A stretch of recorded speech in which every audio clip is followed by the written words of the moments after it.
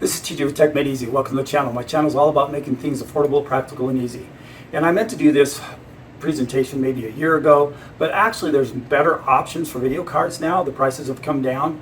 But this particular system is really for those that are just trying to get in, have a low budget into video editing, desktop publishing, so on and so forth. Any multimedia stuff that you want, and want to game at the same time.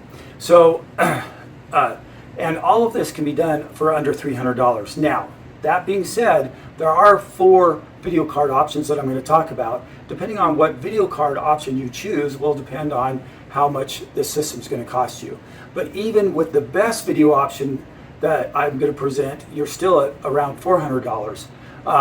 So now what I'm going to do is I'm doing this video as if anyone watching this is a beginner. And so I'm going to show you how to add the parts into this. It's not a build. We're just going to buy a used system and swap out some parts. Makes it very easy. Now the system that we're talking about is the HP Z440. Now the HP Z440 is built on the X99 motherboard or system. And there are other X99 used PCs out there like Dell and Lenovo. I just particularly like the HP better. I like the cover, how easy it is to get in, swap things in and out. But if you like the others, you can use those as well. And again, I'm going to show you how to install all the parts here. So let's first talk about the system, this HP Z440. Now this is where some of you might get hung up on this, but I don't want you to get hung up on this. Is this Windows 11 compatible? Technically, no. But can you still run Windows 11 on it? Yes, and it runs Windows 11 awesome, great. Because you're looking again at 18 cores, 36 threads on this system. And so and I run the system with Windows 11 on it. I just do security updates on it, and it runs fine. Never had a problem. Now, once Windows 10 support for Windows 10 goes away, I don't know what Microsoft will do. I'm sure you'll be able to use the system for a long time, for at least a year or two, and then maybe Microsoft might tighten their compatibility options, seeing that you don't have a system that's compatible. But for right now, it works. It might get you by for a year or two, so on and so forth, until you can afford something different. So let's talk about all the parts that we're going to put into this. So the first thing we want is, you can, again, we're doing this on a budget. I think 512 NVMe drive is just a little bit too small to start doing video editing. You're going to fill up, you're going to take up a lot of drive space with video editing. So we're looking at a 1 terabyte NVMe for around $50. We're looking at a video card, the first video card. Actually, I'll talk about video cards after I introduce all the other parts. We're talking, you want at least 32 gigs of RAM. That's going to be $25. In this particular case, you can boot the system off an NVMe, but you have to have an NVMe PCI card to do that. In this particular case, we are going to use this 4-port NVMe card because you may want to add more NVMe drive space. And this will give you 3 more options to do that. And we'll just go ahead and put this in. I'll show you how to set that up in the motherboard, so you have all 4 of these available to you to use. Then on top of that, what we're going to do is we're going to have to order a CPU, and this is the E5 2698. It's 18 cores, V3 by the way, 18 cores, 36 threads. And then you're going to need a 6-pin to 8-pin adapter for your video card. And if you don't have any CPU paste, you may have to purchase it. And you can get these as low as $5. This you can get for around $6 as well. This adapter, the card here, I forgot to mention, is around $25. The CPU itself is $12. Now, we're buying most of this stuff from eBay. So one thing I want to help you out, whenever you're looking for anything to buy on eBay, or whenever I am, I always look for people that have an option for make an offer. So you can maybe even come in a little lower by making offer. I'm just talking about the retail price that they have out there right now. Right now, there is an HP Z440 out there with 32 gigs of RAM in it already for $100, but it also says make offer, so you might be able to get it for $10 cheaper. So on and so forth. So never be afraid to make an offer on something, and don't be afraid to make it lower. Obviously, you don't want to make an offer that's half, but $10, $20 less, so on and so forth. And the same thing goes with the RAM and the GPU as well. And so now one thing that I haven't talked about here yet is you'll need a USB drive to create your Windows 11 install disks. Or another option that I'm going to show, because we're going to do this from start to beginning. We're going to swap these parts out. We're going to install Windows 11 on here. I'm going to show you the performance of the system as well.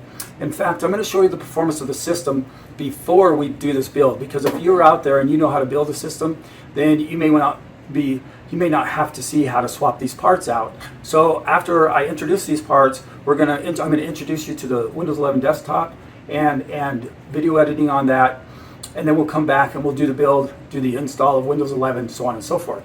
And so one of the things that you might be interested in buying, and these are around $15, $16, is the NVMe Enclosure. Because one of the things that I'm going to do, one of the ways I'm going to show you two ways to install Windows 11. One way is to create a USB install stick. Another way is to create USB or to create Windows on the go. When you do Windows on the go, you don't need an install disk because Windows is already pre-installed. You stick it in the system and boot up and Windows is there. I prefer this way. It makes it a lot faster and easier to install Windows 11, but I'm going to show you both methods. So if you want to use, so the reason why I'm using the enclosure is because I need to do Windows 11 to go on this NVMe. But you may also want one of these too if you need to store stuff, have access to another NVMe. This is just an option. I'm not saying you have to do it this way. So let's just go ahead and we'll take a look at the HP Z440 as soon as we get back from the desktop, because we're going to download Windows 11 and we're going to create the Windows 11 install disk or the Windows to go. Okay, so before we go to the desktop though, let me really quick talk about the video cards that are options that you can look at. And you don't have to go with these video cards. These are just video cards that are good options for video editing. The first one is the GTX 1660 Super. It's only got 6 gigs of RAM, and this is the whole thing. When you're doing video editing, 6 gigs of RAM is enough, but when you start getting to 8K, 4K, you may have a little bit of difficulty there. And depending on which video editing software that you have, 6 gigs may not also be enough as well, because DaVinci Resolve wants you to have an 8 gig card for video editing. But we're going to go over the other options here. So the other option, but again, that card, if you're really tight on money, you can get one of those cards for around $80.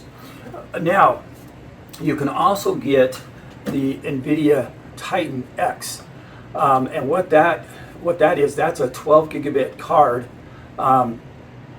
And the only thing about the Titan is gaming is a little weak, and you're going to have to probably run a lot of things on medium and low to game with that card. Now the next option is, and these are two of my favorite options. These next two options, and again, the Titan, you can get those for around $125, or you can get this Invidia 2060 Super. And the reason why I say the Super is because it has 8 gigs of RAM on it, and it performs really well. And I'll show you this in action. The other one that you can also get is the RTX 3060 12 gigabit version. And that card there, you can do video editing. Well, both these cards you can video edit. For all of these cards, you can video edit 4K.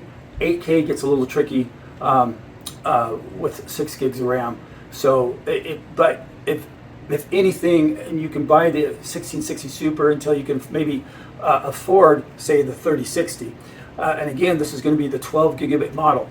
All of these cards have different price points that I'll go over, but if you get the 1660, that's where we're going to stay under the $300. If not, then like I said, the Titan is around $125.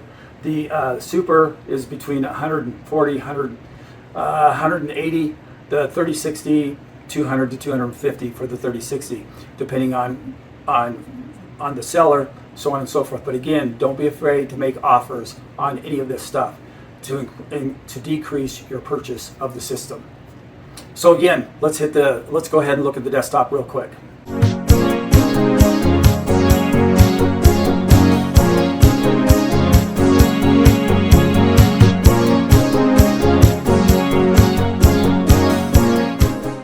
Okay, so here we are. Like I said, we're going to start on the desktop here, and I'm running my Z440 here.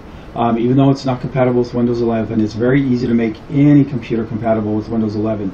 How long Microsoft will allow you to do that, I don't know, but I'm sure that you'll be able to use this for several years. I've been using Windows 11 like this for the last 3 years and never had an issue.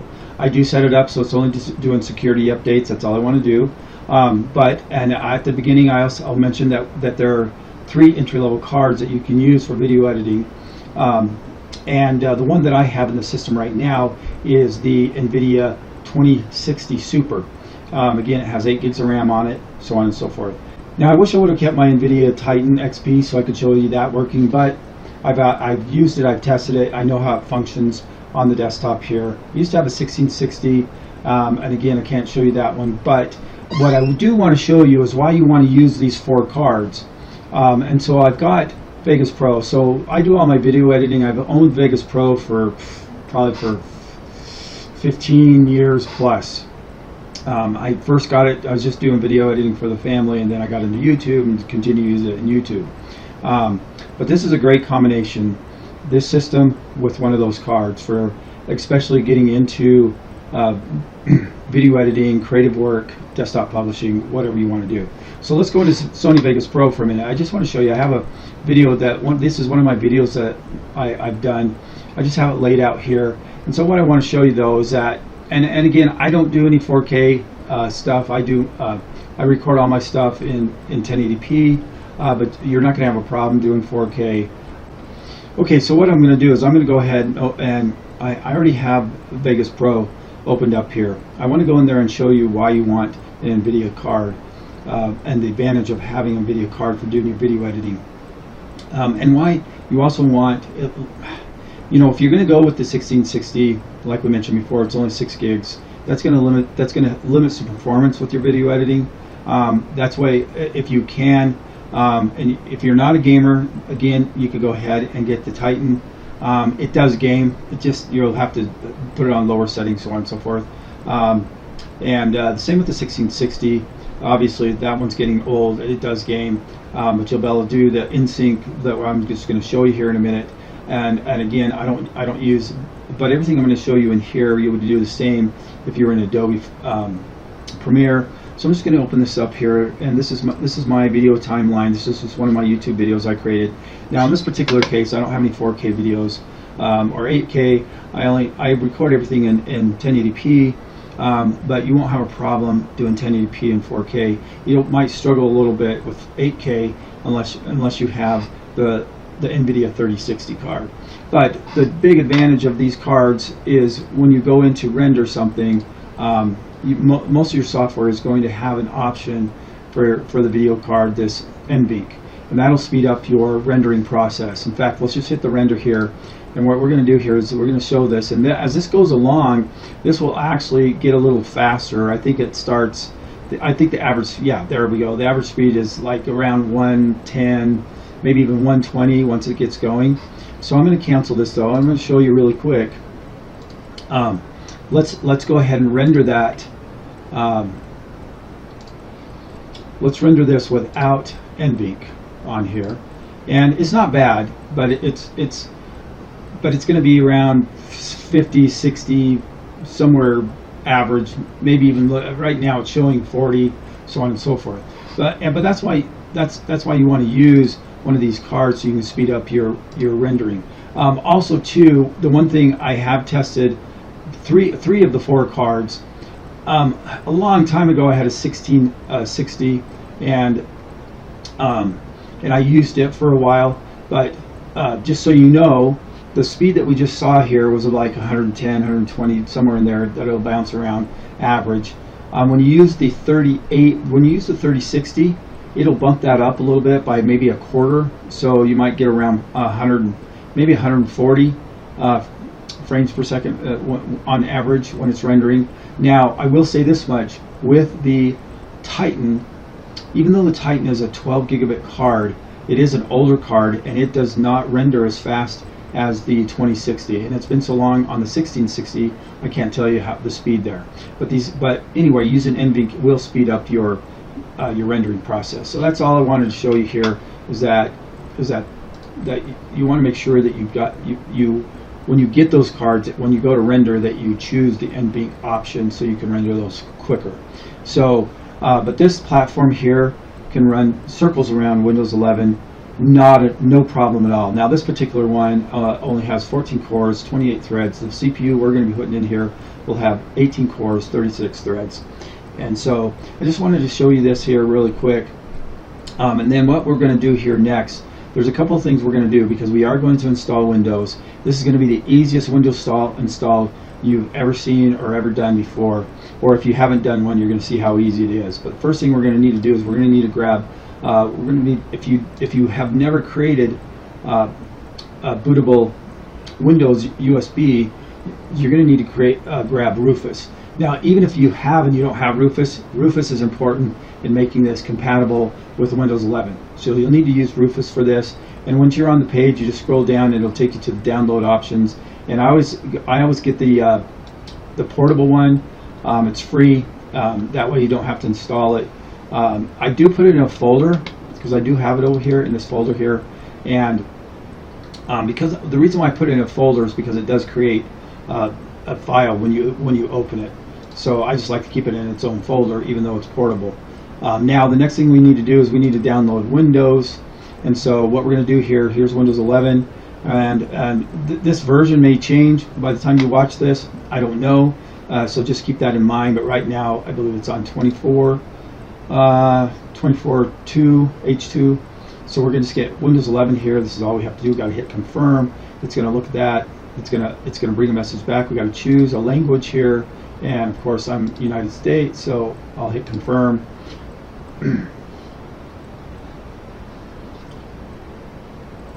And it's just going to take a sec to validate your request, and then of course we're doing the 16.4-bit, and we're just going to go ahead and hit download. Now I've already downloaded this, so it's already in the download directory. So let's go ahead, let's open up Rufus, let's get a USB, and just so you know, this works really well the faster the USB you have. If you have just a generic USB, it's going to read and write about 4 megabytes per second, and so the speed at which this happens is going to depend on your USB. Now I usually will just use an NVMe. Okay, so like I'd mentioned, at the beginning, it's really nice if you were to invest in some type of NVMe enclosure. Part of the reason is that maybe you need more hard drive space, or you need a place to store your files that you've been working on. It just allows you to store those files. And NVMe's now are basically the same price as SSDs, so there's no reason to even buy an SSD, in my mind anymore, when they're the same price as NVMe. So I'm going to show you two different methods of installing Windows here. Okay, so now that we got Rufus and Windows 11 downloaded, I always put Rufus in its own folder. It does create a configuration file the first time you launch it, and so I like to just keep it in its own folder. So let's go ahead and launch that. Now I'm going to show you two different ways to install Windows 11 on non-conforming hardware. Both the ways are done in Rufus here, but one of them is if you're going to use a regular USB and you're going to install Windows from that USB onto your NVMe, this is the way you do that. Now, the one thing you may have to do, depending on the size of your USB drive, you may have to hit, if you don't see it in here, you may have to hit list USB drives or USB hard drives. If the drive is too big, it won't show up unless you hit that. And in this case, whether I'm installing Windows or Linux, I always put it on an NVMe drive in my enclosure. It's just faster to do installs that way. But again, you don't have to do this. You can use a regular USB drive. And so what you're going to do here is, well, let's go grab our Windows ISO file that we downloaded, and we're just doing the standard Windows installation. Now, as soon as you hit start, then your options are going to come up. Now, what you're going to want to do here, some of these options may not be chosen, but definitely if they're not chosen, definitely choose create local account. The top three need to be chosen. I always just do all of them because I don't want them collecting my data, and I don't want BitLocker automatically installed and activated. And so because you can always activate BitLocker later if you want, but BitLocker, a lot of people don't even know sometimes that it's actually running on their drive, and it can lock their system up with an update. I don't want to get into that, but I just don't use BitLocker on Windows. And you just hit OK, and it says it's going to go ahead and destroy everything on the data, and when you hit OK, then it's just going to start and it's going to do it. Now I'm going to cancel this, because I'm going to show you now. As soon as that's done, then you can take it over and put it in, and I'll go through the boot up option for installing any operating system on this HPZ 440. Now what we're going to do different here, and the only thing that's going to be a little different is this other way is a little faster, and you don't have to input as much. So when you install Windows 11, it's going to ask you for certain information, so on and so forth. But what I want to do is I want to do what's called Windows to Go.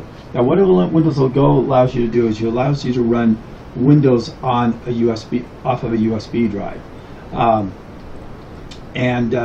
But it also is a quicker way to install Windows, because when you do this, what you want to do, that's what the enclosure is for, that NVMe Enclosure is for, is we're going to use that enclosure, we're going to do Windows to Go, and then we're just going to pop this into our machine and start the machine up, and Windows is installed. It's really slick how this works. It does have to go through a few little install things because for the first time you do it, but this is the way I always install Windows now. Now you can put on the label, volume label, if you're doing Windows to Go, you're going to want to put drive there, and you'll see why as we go along here. Show advanced options. Now see how it says create label and icon files? I don't want that, but I do want quick format, and I'm not going to check any bad blocks. Now I only do this when I'm doing Windows to Go. The other one, the first option I showed you, that's all you had to do, but in this one I like to go ahead and I don't want to create label and icon files. So now what we're going to do is we're going to hit start here again, and in this case we're going to choose which one we're doing. Now we're doing Windows Pro 11, and we'll hit OK here, and then we want all of these set here. And so this one here, what you're going to notice, it doesn't say remove the requirements for Windows 11. That's because Windows to Go, when you create a Windows to Go, it automatically removes all that stuff anyway. So now we can just hit OK. We'll hit OK. It's going to destroy everything. And now what's going to happen is it's going to format this. Now this does take a little bit of time because this is almost like installing Windows. It'll take longer to do this than it will to create a bootable install thumb drive. So we'll let this run for a minute. We'll come back as soon as it's done. And as soon as it's done, it's obviously just going to pop up and say it's done. Then we'll put it in the system and we'll be off and running. Okay, once it says ready, then we are done, and we can install. We'll go ahead and put this in the machine and boot up. Okay, so really quick, this is the HPZ 440. You'll notice it has two drive bays there, so you can put hard drives in there. You can put a DVD, Blu-ray, whatever you want. It also has two options on the inside for hard drives, so you can put hard drives in here if you want to store a whole bunch of your work to access it later, so on and so forth. So let's go ahead and open it up and install our parts. Okay, so let's talk about this HP system for a minute here. It's just got a handle that you pull up, take that off. Everything's really convenient. Now when you buy these systems, they may come bare bone, or they may come with a CPU and some RAM in them. Usually it's not enough RAM and the CPU is too weak. They usually put the weakest CPUs in these when they sell them used.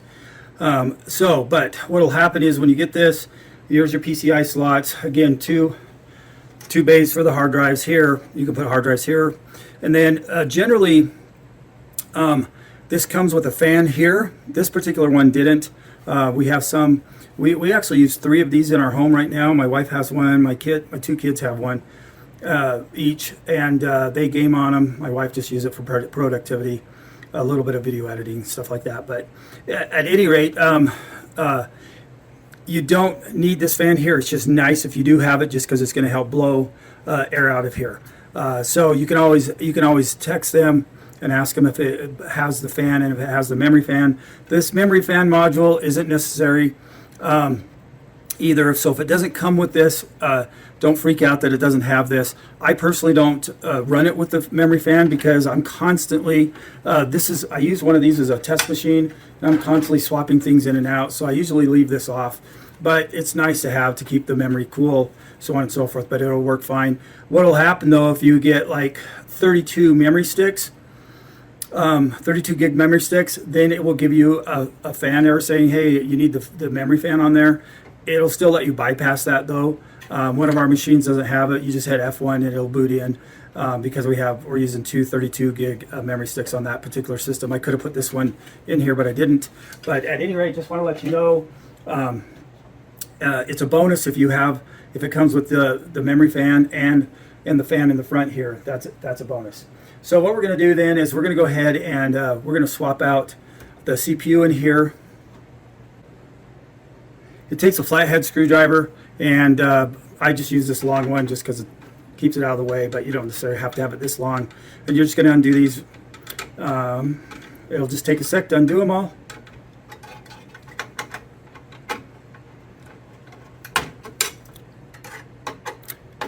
And you might want to hold this down as they pop off just to keep it from rocking so much.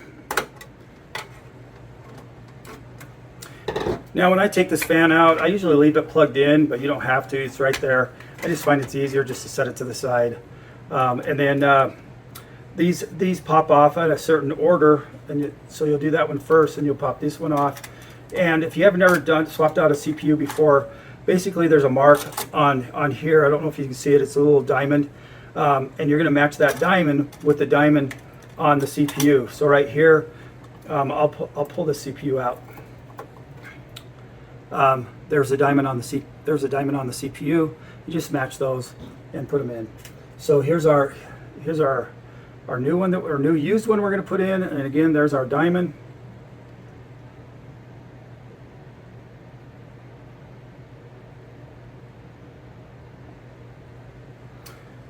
Okay, so we're just going to grab our new one. There's our diamond right there. This is the E5 2698.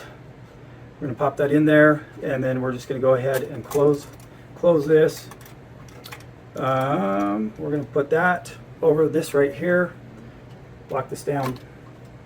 Lock this one down, and that's all there is to that. We're going to put some CPU thermal paste on here. I just kind of blot it around. Everybody does it different. X's, just a blob in the middle. I just kind of blob it around like that. You don't need a lot. As soon as you tighten the CPU fan down, it'll spread that out for you. So we're going to put this back on. Now, one of the things that when you put this back on, got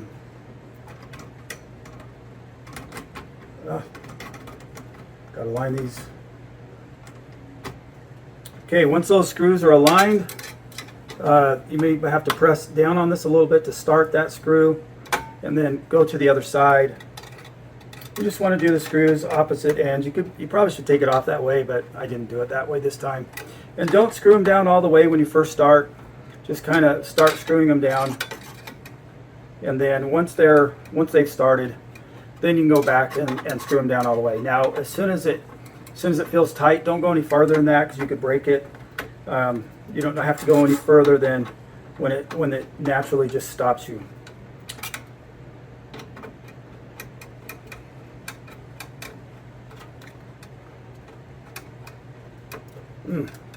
I don't think I got that one in.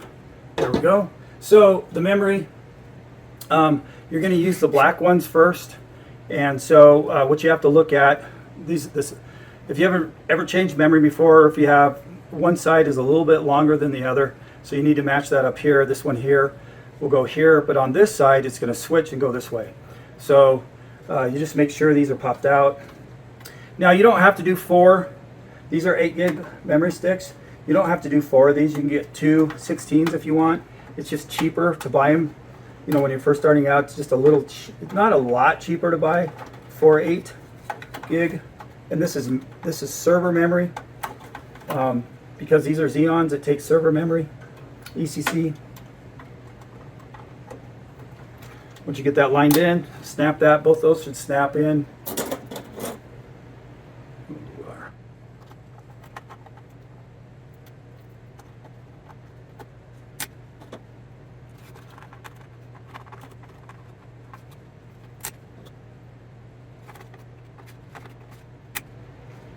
Okay, now our RAM is in, so now we're just going to put in this card. Actually, we'll just, and this card does take a 16 slot PCI slot, so let's just put it in here. Now if you have 4 NVMe cards on this, you have to make a change in the BIOS. So when we go to boot up, we're going to go into the BIOS first, and I'll show you what you need to do to install, to set up the BIOS to install Windows 11. Nothing crazy, it's real easy. So we're just going to put these down. Now the thing that's nice about these cases, they're pretty much toolless. You have this right here. You just go ahead and lock that down, and you're done. So we're ready to go again. But you can put hard drives in here, SSDs, this one as well. And now I'm not going to put the memory shroud back on because this is a test system of mine, and so because I'm in and out of this machine all the time, I just leave it out. But if it does come with that memory fan, definitely put it back in. It'll just help keep it cooler. That's all. So and especially if you get one of these, which is really helpful.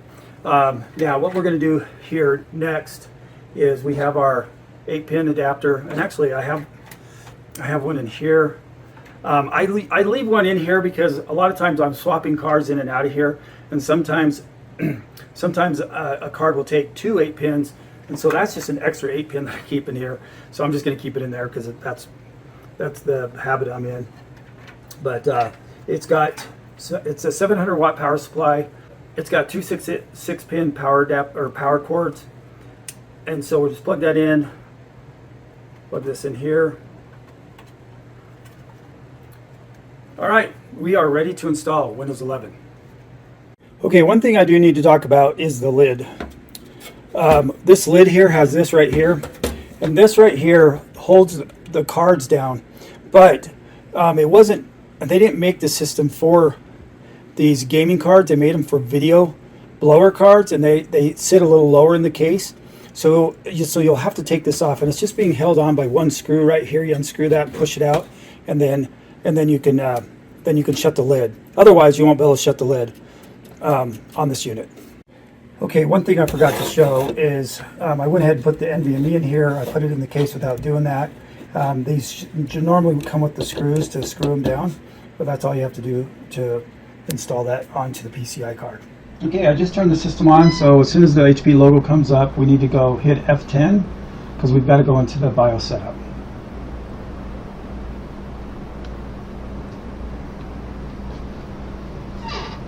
All right, once we're in the BIOS setup, then we're going to go to Advanced. We're going to go to Boot Options. And you see how CD-ROM is disabled? I actually disabled that. The way you disable any of these boot options here, because I'm never going to boot off a CD-ROM. Those days are over, but USB and NVMEs, yes. So you just hit F5 to disable that. And so it's disabled, hit Enter. And then here's my NVMe drive we're going to boot from. We shouldn't have to go into a boot menu. When we boot up the computer, it should boot right into Windows now. And then, but you can move these around by hitting the Enter key and whatever. So if you were wanted to boot off a USB, you could switch that, or you could go into the boot menu as it boots. But anyway, so that's all we need to do here is just confirm our drive is in there. We can make it the first boot option available, so on and so forth. Now the other one that we want to look at here is we want to look at Secure Boot. Now I don't run Secure Boot on my Windows 11. It requires it, but because we stripped out that requirement, it's not required. But if you want to run Secure Boot, you can, and you would just enable that right here. I usually will have legacy support enabled just because I probably don't need to do that anymore. There isn't things old enough that really need legacy support, but I just generally do legacy support and disable Secure Boot. But you could disable legacy support and disable Secure Boot if you wanted to. So now we're going to go back over here.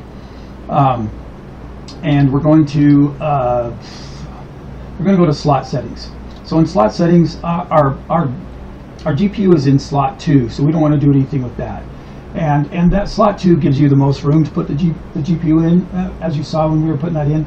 But one thing we want to do is we want to go down to slot 5, which is our other PCI Express 16 slot.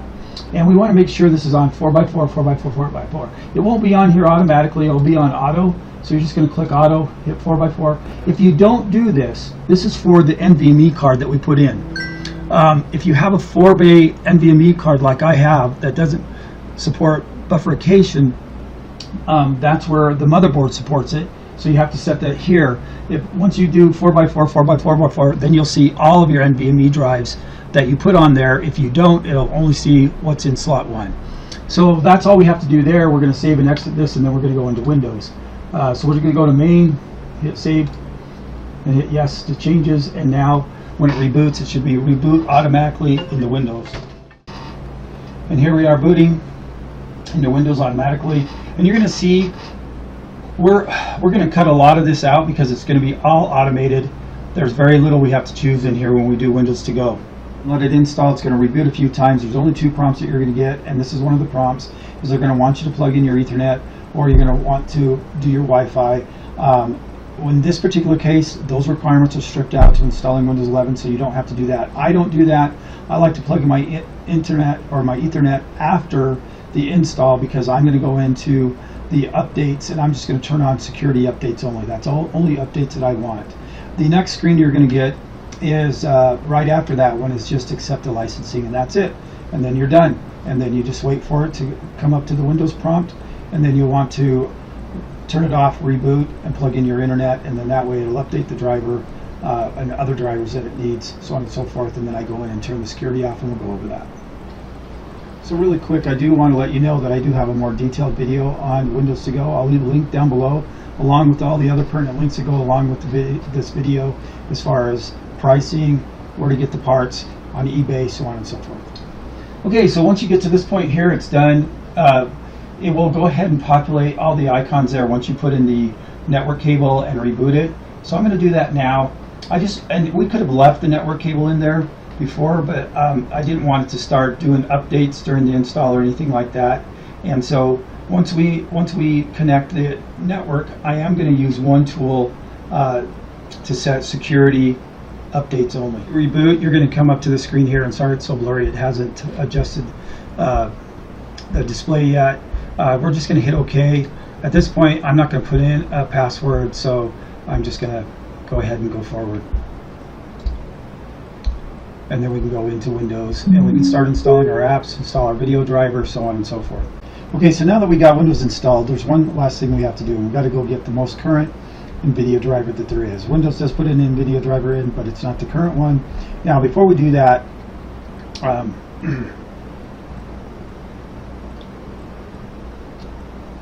test, 1, 2, 3, test. Okay, now that Windows is installed, we've got to go grab the latest NVIDIA driver. Windows does find the NVIDIA driver, but it's never the newest one, so we're going to go and replace that. I'll leave the links down below, just like everything else that I'm going to leave down below, including the parts list and everything else. And then we're going to go to the browser, and we're going to look at eBay and Amazon on where to get the parts and how much they are for every part.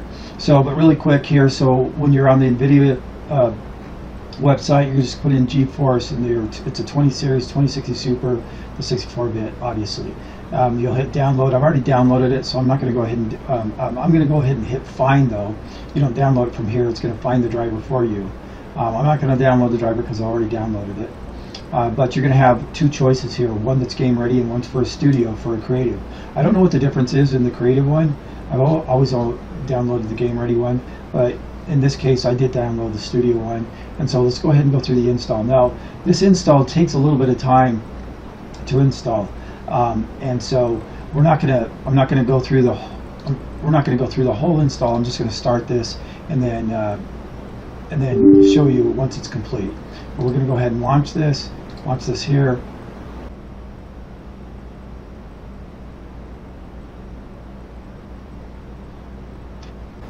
Now again, the reason why we're doing this is because Windows 11 does find the driver, but it doesn't give you the newest driver.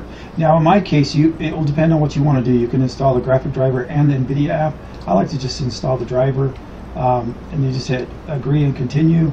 And then I like to do custom, because there's one thing that we want to do in custom, and that is perform a clean install. What the perform a clean install will do, it'll remove the Microsoft driver.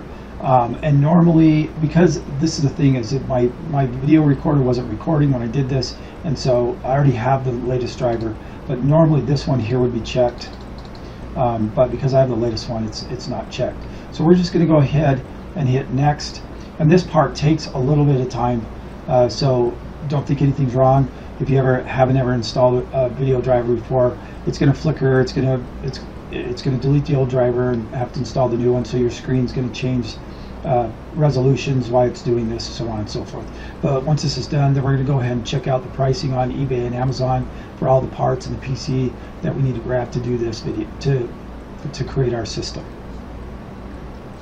All right, once it's installed, it's just going to say close, and now you're ready to start installing your programs, editing, whatever you want to do with it. Now we're going to go ahead and look at all of the individual pricings on eBay and Amazon to put this system together. So you'll notice down below here we've got a GTX 1660. Now again, you can get away with video editing with this 1660, and you can get them around $80, just like I said here. So this one was sold, so it's ended, but you got two more down here, so on and so forth. But it doesn't include the shipping, and I don't know if they have make offer on them. But again, you should be able to get these between $70 and $90 with shipping and handling. And then let's go ahead and go up to let's take a look here at the GTX Titan. The reason why I recommend the Titan is because it does have 12 gigs of RAM, and so it'll help more with your 4K and 8. I don't know how many people are really going to be doing 8K, but 1080p and 4K with this one as well. Now, one thing that I did do is I did have this one temporarily for a little while, and I did do some video editing with it, and I did use the NVIDIA for the rendering. And the rendering, though, out of all three cards, this one had the slowest rendering time, and obviously the worst gaming if you're going to game. So just keep that in mind. But it does have 12 gigabits of RAM, which might make it easier. This card was really made for video editing. That's why it has so much RAM on it, not so much for gaming. So let's just go ahead and go down to the 2060 here. You're going to notice down here, this one's $149, but it says make offer. So you could get it cheaper. Now, one thing to pay attention: some of these products on eBay include shipping, some of them don't. So this one's $10 shipping and handling. But you're going to notice right here, this one here's $175, but it has make offer. $169 make offer. Me personally, for a 2060, I wouldn't pay more than $160. I think $140, $160, between $140 and $160 is a good price for that.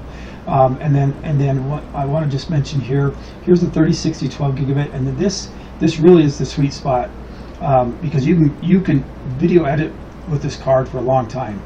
This will handle 2K and 8, or excuse me, this will handle 1080p, 4K, and 8K, and it was the fastest at rendering as well. And so this is just a nice card. I do have one of these cards as well. It's in another system, and but I did test it in this HP system as well. Now, so those are the three. Those are the cards right there. But just so you know, now for me, if you can really afford to bump up your budget a little bit to maybe around $400, $450, then you could get this card and have a screaming video editing system on the cheap. That doesn't mean it's the best. It doesn't mean you're going to be able to keep up with someone that has, you know, the latest and greatest AMD CPU with a RTX 4090, because the RTX 4090 is by far the best card for video editing, 3D, so on and so forth.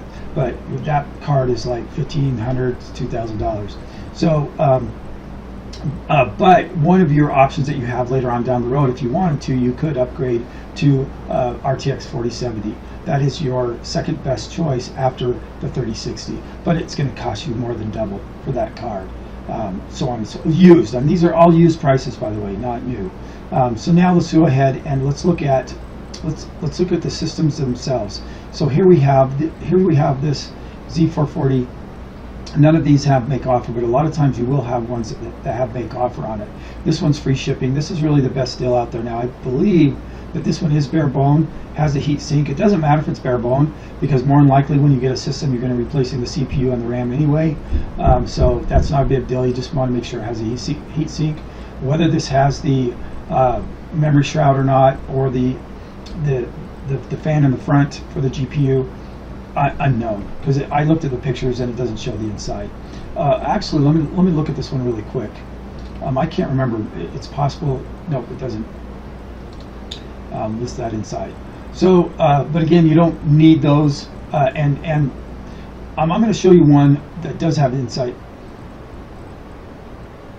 Okay, so I wanted to show you this one here because this was available when I first started recording this video, but now it's not. And the reason why, this is a great deal. Now it does have $24 in shipping, but it comes with 32 gigs of RAM, so you don't need to buy your RAM at this point. Now, and like I said, some of these systems come with RAM, some come with the SSD, some come with the video card, some don't. It doesn't matter that it comes with those because you're going to be replacing all that stuff. But if it does have, like, say, 32 gigs of RAM, that's a bonus. All right, so here's your RAM right here. Again, it's around $25. All this has free shipping on it, and some of them have make best offer, so you can get them maybe for $20, so on and so forth. So that's really eBay in a nutshell when you do your searches on these, but I will have links down below as well. And so now what I'm going to do here is let's go to Amazon real quick because there's just a few things that you'll need to get from Amazon. And one of those right here is this enclosure. Now again, this is optional. The enclosure is optional. And they start around $17 right here. And if there's cheaper ones, I'm not aware of them, but that's what you have here. And then also on Amazon, you can get your paste here if you need CPU paste, and here's 2 tubes for $5. And you know, a lot of people prefer one thermal paste over the other. I don't know how much it really matters, to be honest. Okay, so let's talk about the CPU. So here it is, the E5 2698. This one's a little less than $12, but it does say make offer. You could probably get a couple bucks off of it. That's all you're going to get because it's such a low price. Can't believe that you can get 16 cores or 18 cores, 36 threads today for under $12. It's just amazing to me. Plus it's got 40 megs of L3 cache, and you can game with this. Both my sons game on Xeons and they don't have any issues. Now I will say this much with gaming on Xeons, sometimes your 1% lows might be a little less. Sometimes the games will perform a little less, sometimes they'll perform a little better than a modern day $500 CPU. Just blows my mind. And then we have this one here, your 1 terabyte NVMe. This one's from Amazon, $57. This one's $51 from Newegg. But if you just go onto Amazon and search for 1 terabyte drives, you'll get them. Now, depending on whether you want a name brand like Samsung or Western Digital, or not Western Digital, yeah. Now, whether you want a name brand or not, like Samsung, Crucial, then it might cost you a little bit more, but it won't be that much more. Here's Silicon Power one for $55, $56, so on and so forth. Then there's this right here. Here's your power cord for your GPU, $6 for that, so on and so forth. So there's your pricing right there. I know that this video is a little long because I wanted to do it from beginning to end, getting the parts, putting them in, getting Windows 11 installed on it, so on and so forth, getting you up and running from the very get-go. So this is TJ with TechMadeEz. I hope that was helpful. Have a great day. Thanks. Now that was easy peasy.